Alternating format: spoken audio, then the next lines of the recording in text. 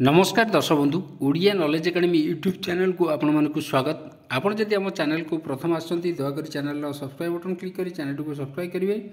Video भल लगे निश्चय वीडियो को लाइक करेंगे, कमेंट करेंगे, शेयर करेंगे भूलें जहाँद्वारा आप प्रतिदिन नुआ नुआ अपडेट पाइपर। देखो आज गोटे गुरुत्वपूर्ण खबर पर नजर पकड़ा जो थी कि आम देखा हाइकोर्ट को गुरुत्वपूर्ण निर्देश रही है समस्त कर्मचारी लागू हम खुशी खबर आम कहीपर। यहाँ गोटे दयाकोरी वीडियो को शेष पर्यटन देखिए जहाँद्वारा आप संपूर्ण खबर विषय जानीपर। तो चलतु आरंभ करिए आज खबरटी। ये देखो हाइकोर्ट को गुरुत्वपूर्ण निर्देश बा राय माननीय हाइकोर्ट गोटे गुरुत्वपूर्ण राय देते जो थी कहीपर यहाँ समस्त कर्मचारी यहाँ गोटे खुशी खबर बोली आम देखा। ये देखो निजुक्तिदाता त्रुटि कर्मचारी प्राप्य वंचित हो पारे अर्थात निजुक्तिदाता जदि त्रुटि करते से कर्मचारी प्राप्य वंचित हो पारे बोली ये माननीय ओडिशा हाइकोर्ट गुरुत्वपूर्ण राय प्रकाश कर आम ये देखा कौन से राय अच्छी।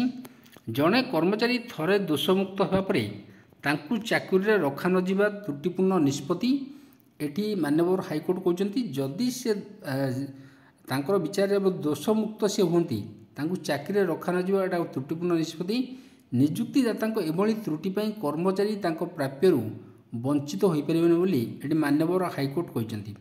तेणु एभली क्षेत्र में नो वर्क नो पे जो रही लागू हो पार बोली ओडिशा हाइकोर्ट एक राय मतव्यक्त करने सह आवेदनकारी जो समय चाकरी नथिले ताकू मध्य हिसाब को नहीं बकेया प्राप्य प्रदान करने को राज्य कोषागार निर्देशालय को निर्देश देते। ये गोटे गुरुत्वपूर्ण राय देते माननीय ओडिशा हाइकोर्ट जो थी कि आम देखिले एवं राज्य जो कोषागार अच्छी ट्रेजेरी अच्छी निर्देशालय को निर्देश दिखाई बकेया सब प्रदान करने घासीराम बेरा पक्षर आगत मामलार शुणाणी परिप्रेक्षी मुख्य विचारपति जस्टिस हरीश टंडन एवं जस्टिस एमएस रमण को नहीं गठित खंडपीठ जणिकिया विचारपति पूर्व आदेश को रद्द करने परिप्रेक्षी ए राय देते। यहाँ गोटे गुरुत्वपूर्ण राय आम कहीपर जोटि देखा मामलार प्रकाश जे आवेदनकारी श्री बेहेरा पालटा कोषागार में किराणी काम करता बेले विजिलेंस द्वारा धरा पड़ते एवं 2003 मसीह राज्य सरकार ताकू निलंबन करते। 2017 मसीह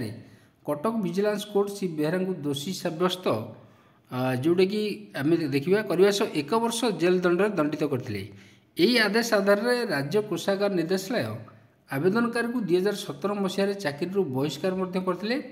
विजिलेंस अदालत का आदेश विरुद्ध में आवेदनकारी श्री बेहेरा हाइकोर्ट को आसते हाइकोर्ट आवेदनकारी को दोषी निर्दोष सब्यस्त करने विजिलेंस दंडादेश को रद्द करते सहित किंतु सरकार निजुक्ति नदेवु आवेदनकारी पुणी ओडिशा हाइकोर्ट को द्वारस्थ होते।